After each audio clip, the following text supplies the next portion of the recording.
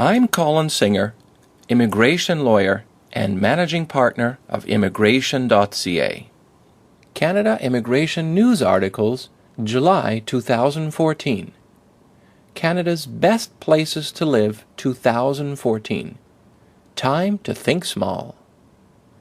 The best place to live in Canada is small, really small. It is often assumed that residing in a modest-sized town implies giving up access to most services and amenities you need, but it may not be true everywhere. Satellite communities have evolved around major centers to deliver small-town flair with big city conveniences. Several of these communities are not just great places to live. They're in fact Canada's best-kept secrets. An example is St. Albert, Alberta, a community of just 64,000 on the edge of Edmonton. Very few Canadians have likely ever heard of it, but it tops Money Sense's annual Best Places to Live ranking. The top 25 best places to live. About half of the top 20 cities on the list are west of Winnipeg.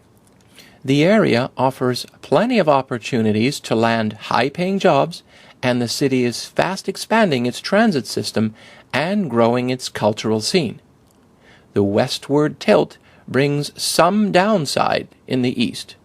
For instance, in Orillia, Ontario, growth is stagnant, as well as in Owen Sound, and the job outlook is dim. Many big cities took a step back this year, except for Quebec City and Laval in Quebec, and Vancouver.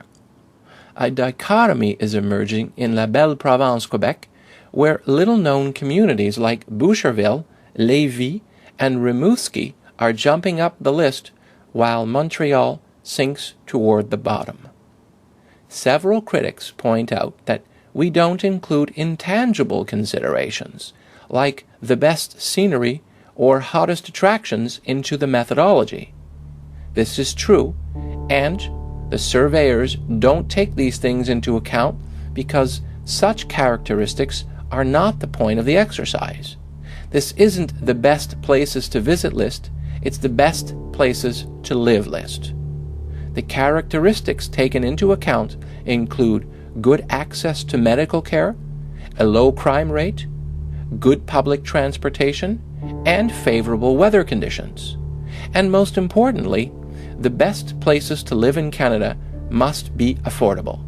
So, measures like housing prices, employment, and wealth are particularly given the greatest weighting in the methodology calculation.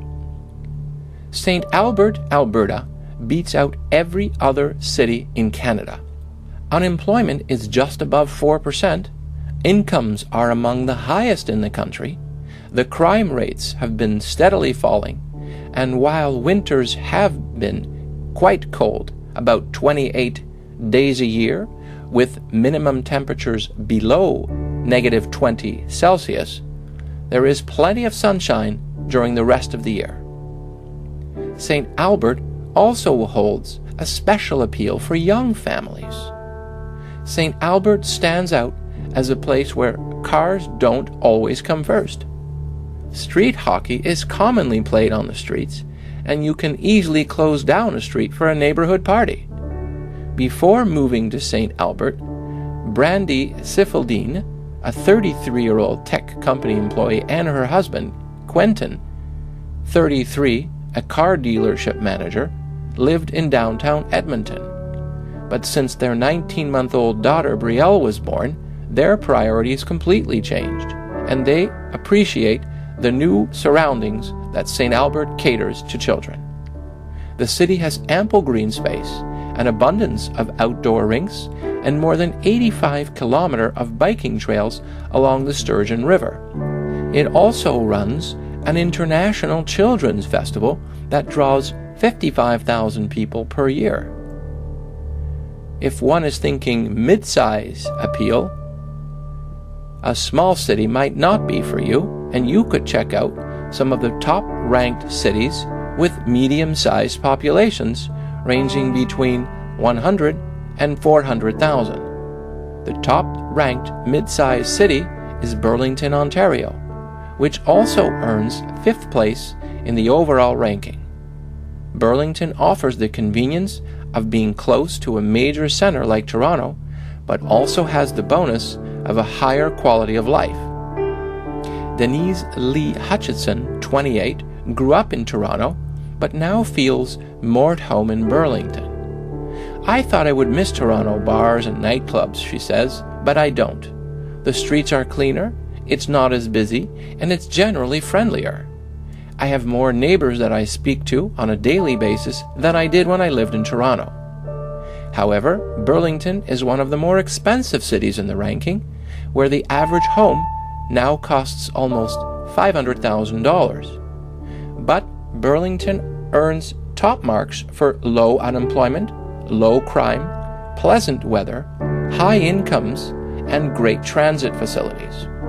If you're thinking larger cities, except for Calgary and Ottawa, 2/3 of the major cities with populations over 400,000 have experienced drops to some degree. Brampton, Ontario, Surrey, BC, and Montreal have all seen steep declines.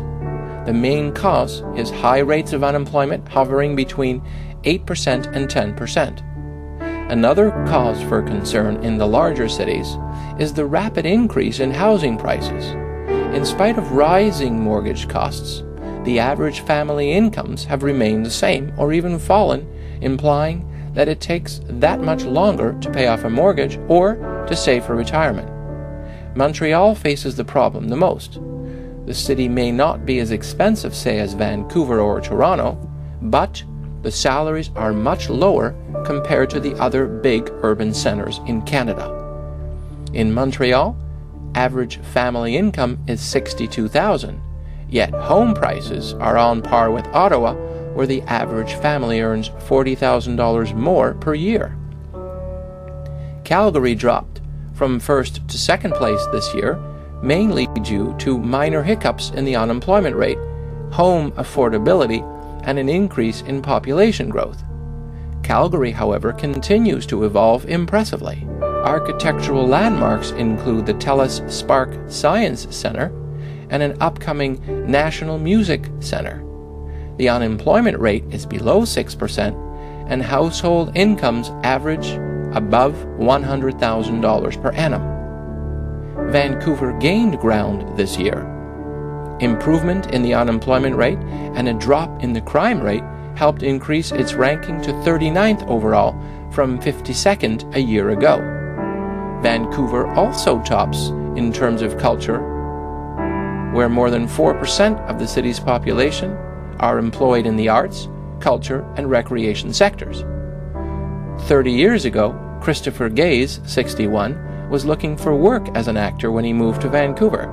Today, he's the artistic director for Bard on the Beach, Western Canada's largest professional Shakespeare festival. Vancouver's ballet, opera, and Grammy award-winning symphony are all high on the list. Source: moneysense.ca.